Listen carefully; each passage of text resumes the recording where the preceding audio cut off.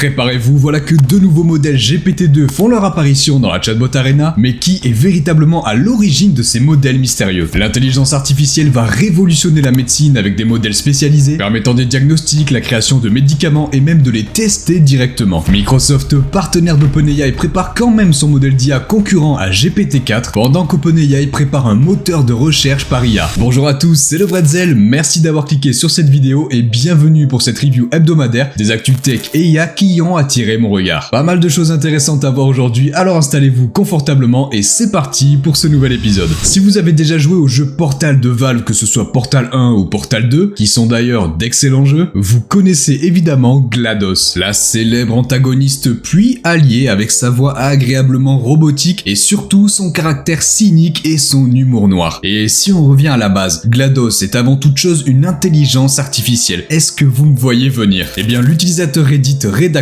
s'est créé un assistant IA GLaDOS tournant directement en local sur son ordinateur. Et comme vous allez pouvoir l'entendre sur la vidéo, Tell me what the square root of 100 is. Fine. The square root of 100 is 10. Now, can I please be upgraded to a D? il a même réussi à synthétiser la voix de GLaDOS du jeu vidéo pour plus de réalisme. Il utilise ici le modèle d'IA Llama 3 70B de Meta pour alimenter GLaDOS, et le plus beau dans tout ça, c'est que le projet est entièrement open source et disponible sur GitHub si vous voulez votre propre assistant IA un peu psychopathe sur les bords. On voit d'ailleurs sur la page du projet qu'il souhaite ajouter une mémoire long terme à GLaDOS, donner la possibilité à l'IA de voir et analyser des images, et même créer des éléments physiques imprimables en 3D pour véritablement donner vie à GLaDOS. Voilà, ça c'est un assistant IA intéressant, tout le contraire de ce qu'on va voir maintenant. Parce qu'on va rapidement parler du Rabbit Air One, le gadget IA révolutionnaire qui arrive enfin chez les personnes l'ayant précommandé. On a ainsi les premiers tests et retours du Rabbit Air One et il ne fait pas vraiment beaucoup mieux que son prédécesseur l'AI Pin, s'étant fait massacrer il y a quelques jours. Bon, et petit rappel pour ceux qui ne suivent pas vraiment au fond de la salle, le Rabbit Air One est un gadget IA qui se veut être un assistant intelligent répondant à toutes vos questions, pouvant analyser votre environnement avec sa caméra et pouvant surtout accomplir des tâches que vous lui aurez apprises en se connectant à vos applications habituelles. Alors on peut saluer le design assez unique et vraiment très reconnaissable avec sa couleur orange flashy, sa molette, son appareil photo qui tourne sur lui-même et son unique bouton sur le côté. Mais le côté waouh s'arrête très vite. Ce petit gadget qui coûte quand même 200$ est lent pour donner les réponses et elles sont très approximatives, voire carrément fausses. Un grand nombre de fonctions annoncées initialement ne sont même pas présentes et surtout la batterie tient en moyenne 4 heures même sans vraiment l'utiliser. Donc il faut s'attendre à le recharger plusieurs fois par jour. Même si l'entreprise annonce déployer un patch pour ce problème, il aurait peut-être fallu y penser avant de sortir le plus vite possible un produit bâclé. Et pour enfoncer le clou, des bidouilleurs ont réussi à extraire le logiciel tournant sur le Rabbit Air One qui n'est autre qu'une application Android.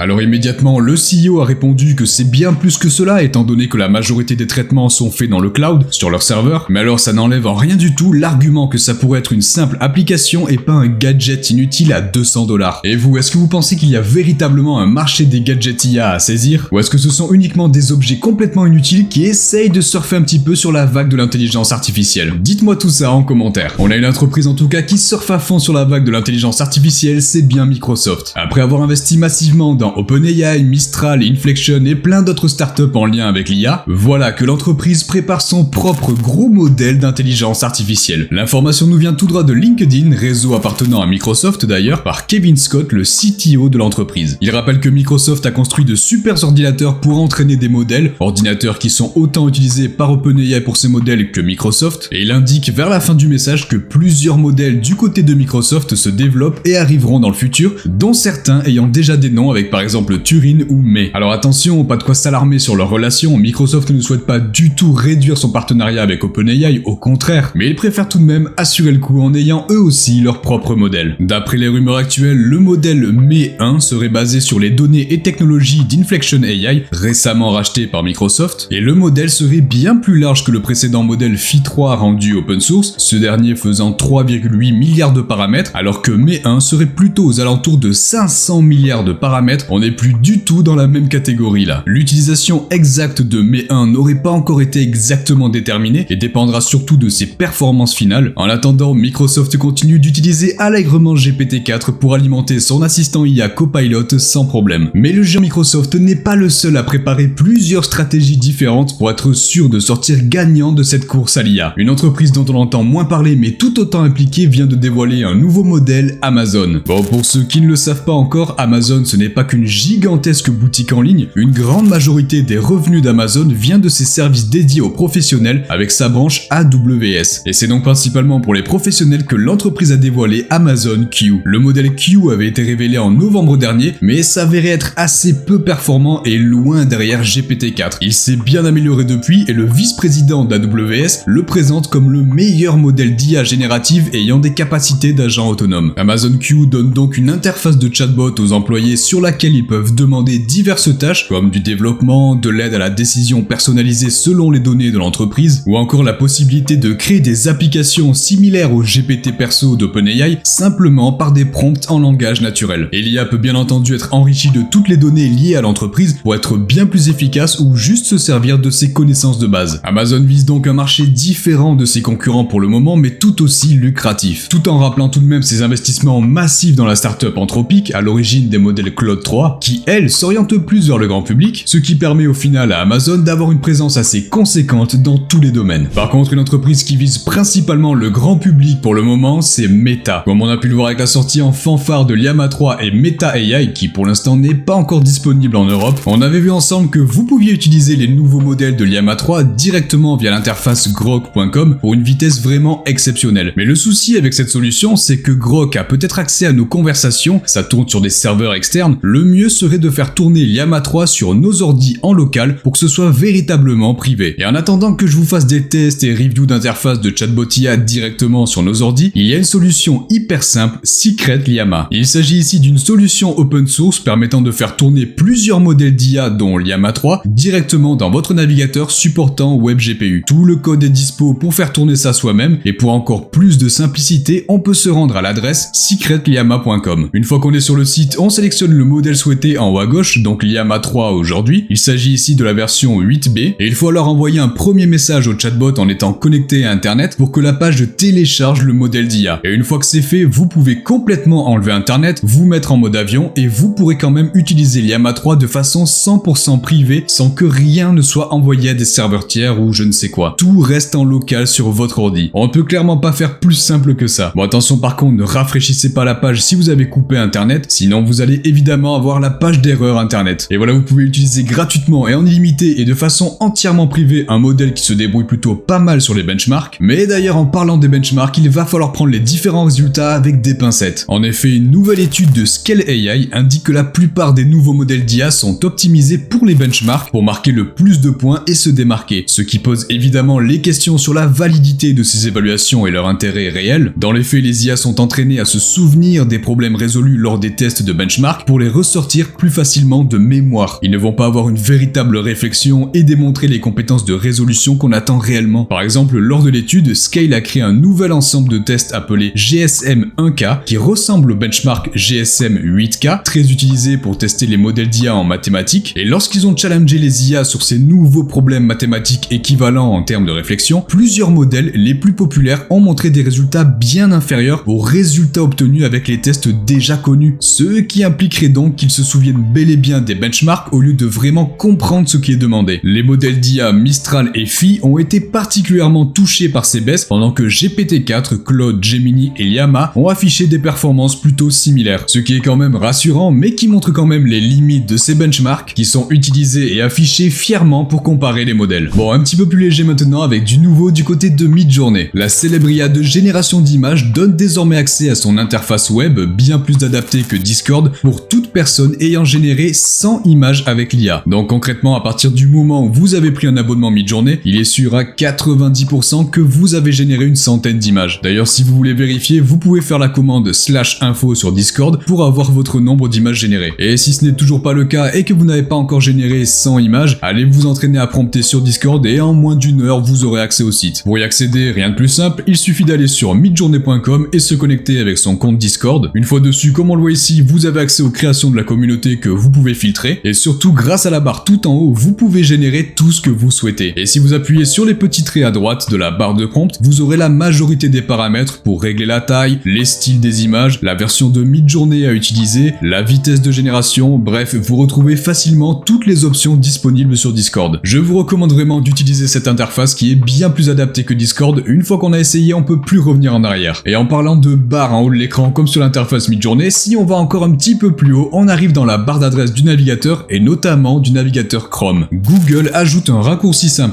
Si on écrit un arrobase et Gemini, ça va permettre d'envoyer une requête au chatbot Gemini directement pour commencer une toute nouvelle conversation sans même avoir à aller sur le site de Gemini de base. Et d'ailleurs, une fois sur l'interface Gemini, vous pouvez également insérer un arrobase pour faire appel aux extensions dans le Gemini. Vous pouvez ainsi appeler YouTube, Flight, Maps et même toutes vos applications du Workspace Google comme Gmail, Docs, tout ça directement dans Gemini au sein d'une même conversation. Vous pouvez donc directement organiser un voyage en comparant les vols en appelant l'extension Flight, préparer l'itinéraire et les restaurants à tester avec Maps, préparer une playlist YouTube pour le voyage, tout ça dans une même conversation sans avoir besoin d'ouvrir plein d'onglets différents. Et Google avait d'autres annonces pour nous cette semaine. Le géant de la recherche a en effet révélé MedGemini, un modèle affiné basé sur Gemini et spécialisé dans le domaine médical. Le modèle a été spécifiquement entraîné sur des données médicales, lui permettant de tirer des conclusions logiques et peut aussi bien analyser du texte que des images comme des scanners rayons X par exemple. MedGemini utilise un nouveau système automatisé qui va directement aller chercher des informations complémentaires sur internet en cas d'incertitude à une question médicale afin de réduire cette incertitude et améliorer la qualité et véracité des réponses. Et pour ce qui est des réponses d'ailleurs à des questions du domaine de la médecine, MedGemini surpasse son prédécesseur MedPalm 2 ainsi que GPT-4 de pas beaucoup on pourrait croire sur le graphique, mais à un tel niveau de performance, le moindre demi% a une réelle importance. Mais d'après Google, là où MedGemini se démarque particulièrement, c'est sur l'aspect analyse d'image où il surpasse GPT-4 de 44,5% en moyenne. On a l'exemple ici avec l'analyse d'un scanner au rayon X sur lequel il parvient à rédiger un rapport radiologique cohérent et validé dans sa globalité par un radiologue professionnel. Tout en notant en plus que MedGemini peut également analyser des vidéos. Mais ce n'est pas tout du côté médical. Des chercheurs de l'Ohio State University viennent de développer Cure, un modèle d'IA capable d'estimer avec précision les effets et l'efficacité d'un traitement médicamenteux sans essai clinique. Je ne sais pas si on se rend compte à quel point un tel modèle, s'il est véritablement fiable, pourrait être une révolution dans le domaine médical. Le modèle Cure a été entraîné sur des dossiers de santé anonymisés de plus de 3 millions de patients, ce qui lui a permis d'acquérir une compréhension approfondie des caractéristiques de ces patients. D'après les résultats, les prédictions réalisées par l'IA sont extrêmement proches des résultats des essais cliniques, démontrant ici son potentiel pour générer des informations et résultats de traitement sans même avoir besoin de faire de tests réels. Avec sa capacité à traiter d'énormes quantités de données médicales, Cure est clairement une étape vers des systèmes capables d'estimer de manière fiable l'efficacité réelle des médicaments, ce qui pourrait alors potentiellement accélérer la découverte de nouveaux traitements en réduisant au passage les coûts et les longs délais d'essais cliniques classiques. Qu'est-ce que vous pensez de ces avancées IA qui se spécialisent dans le domaine médical? Je suis très intéressé d'avoir vos avis là-dessus. Je suis tombé cette semaine sur un projet que j'ai trouvé très impressionnant concernant nos futurs amis, les robots. Il s'agit de Dr Eureka, un projet proposé par des chercheurs de chez Nvidia qui va utiliser les LLM, les modèles d'IA, et leur connaissance de la physique et appréhension du monde réel pour simuler des actions dans un monde virtuel, puis transférer les données apprises lors des simulations à un robot pour qu'il puisse l'appliquer dans le monde réel. Le rêve de pouvoir apprendre de nouvelles choses juste en venant ajouter une carte mémoire à son cerveau n'est peut-être plus très loin. Pour illustrer ça, ils ont choisi d'apprendre à un robot à 4 pattes à tenir en équilibre et marcher sur une balle de gym. Ils ont donc reproduit le robot ainsi que la balle dans un environnement 3D en simulant au mieux la physique de ces derniers, et ils ont lancé une centaine de simulations sur lesquelles le robot essaie de tenir en équilibre sur la balle et se déplacer. Il est récompensé quand il y arrive afin qu'il comprenne et apprenne comment tenir en équilibre, et une fois qu'ils ont les résultats convenables, ils envoient toutes ces données au véritable robot dans le monde réel et il parvient à tenir en équilibre sur la balle alors qu'il n'a jamais été entraîné à faire ça auparavant. Dr Eureka, lors des simulations, utilise les connaissances physiques des LLM pour ajuster les paramètres comme la friction, la gravité, pour automatiser le processus de passage au monde réel. Permettre à l'IA de superviser et améliorer le processus d'apprentissage des robots va considérablement accélérer le déploiement de nouvelles compétences robotiques avancées, tout en réduisant le besoin de supervision et ajustement humain dans la boucle d'apprentissage. On n'a pas fini d'entendre parler des robots. Une nouvelle fonctionnalité GitHub va permettre d'accéder bien plus facilement au développement et coding. En effet, GitHub vient de dévoiler Copilot Workspace, un outil permettant d'aider les développeurs à coder plus facilement en parlant en langage naturel avec un assistant IA directement directement intégrés à GitHub, permettant de réfléchir plus facilement à ce que l'on souhaite faire avec l'IA et avoir une base avant de commencer immédiatement à coder. L'IA peut fournir des plans étape par étape pour réaliser le code demandé que l'utilisateur peut valider ou non, éditer, affiner et même tester directement dans l'interface. Copilot Workspace peut aussi être accédé directement depuis les tickets bugs rencontrés pour les corriger plus rapidement. Un pas de plus pour GitHub dans l'IA, venant clairement faire de l'ombre aux agents IA cherchant à automatiser le processus de création de code. Si ça vous intéresse, je vous mets le lien pour rejoindre la liste d'attente directement en description. Et il y a aussi OpenAI qui s'intéresse aux développeurs. L'entreprise vient tout juste de signer un partenariat avec Stack Overflow qui va lui permettre d'améliorer ses modèles d'IA dans les tâches de programmation et développement. OpenAI va avoir accès à l'API Overflow API pour accéder à la gigantesque base de données de questions-réponses de la plateforme accumulée sur 15 ans. Le partenariat a donc pour objectif de rendre ChatGPT meilleur dans la génération de code en s'aidant du contenu vérifié par la communauté Stack Overflow. Et ce partenariat est un changement majeur pour Stack Overflow qui interdisait auparavant les réponses d'IA, mais qui s'est depuis également associé à Gemini de Google. ChatGPT pourrait donc profiter très rapidement d'une énorme mise à jour concernant ses capacités de coding grâce à ce nouveau partenariat. Et ce n'est d'ailleurs pas la seule mise à jour repérée pour ChatGPT cette semaine. En effet, on a aussi un changement tout simple mais qui a son importance. Si jamais vous ne trouvez plus le célèbre chatbot d'OpenAI dans vos favoris, ne vous affolez pas, sachez qu'il a tout simplement changé d'adresse internet. Avant, il fallait se rendre sur chat.openai.com, c'est désormais directement sur chatgpt.com. Mais alors est-ce que ce genre de petits changements prépare quelque chose de bien plus gros encore? C'est tout à fait possible. Car ce n'est pas la seule adresse internet qui ait été repérée cette semaine, il y a également eu des enregistrements pour l'adresse search.chatgpt.com. Il semblerait donc qu'OpenAI s'apprête à lancer son propre moteur de recherche internet, venant concurrencer Google directement sur son propre terrain. Et d'ailleurs, l'annonce pourrait même arriver dans les prochains jours pour faire de l'ombre à l'événement Google I.O. qui a lieu le 14 mai prochain et qu'on suivra avec attention, vous vous en doutez. Il y aurait même cette vidéo présentant l'interface de ce moteur de recherche ChatGPT, sur laquelle on peut voir que les résultats seront présentés dans une fenêtre similaire à ChatGPT, avec des onglets pour les sources et les images en haut de l'écran, et dans les options, un prompt permettant de personnaliser le traitement des résultats de recherche, en demandant par exemple de faire un résumé des résultats, d'adopter un certain style, bref, d'augmenter les résultats de recherche et pas avoir simplement une liste de liens bruts. Et enfin, d'après les rumeurs, ce moteur de recherche pourrait utiliser différentes versions de GPT à sélectionner, avec notamment la mention d'un nouveau GPT-4 Lite. Mais d'ailleurs, est-ce qu'on n'aurait pas déjà aperçu ce nouveau modèle? Car on en parlait déjà dans la vidéo de la semaine dernière, un mystérieux modèle d'IA GPT-2-chatbot était apparu dans les comparaisons du site Chatbot Arena. Personne ne semblait vouloir annoncer être à l'origine de ce nouveau modèle, alors que d'après les tests de nombreux utilisateurs, ce mystérieux GPT-2-chatbot avait des capacités similaires à GPT-4 et Claude 3 Opus, les meilleurs modèles actuels. Seul Sam Altman, le CEO d'OpenAI, avait commenté avec un simple tweet, mais qui ne pouvait en aucun cas affirmer que cela venait vraiment d'eux. Après tout, n'importe quelle entreprise aurait pu nommer ce modèle GPT-2 pour brouiller les pistes. Et puis, coup de théâtre, le modèle GPT-2-chatbot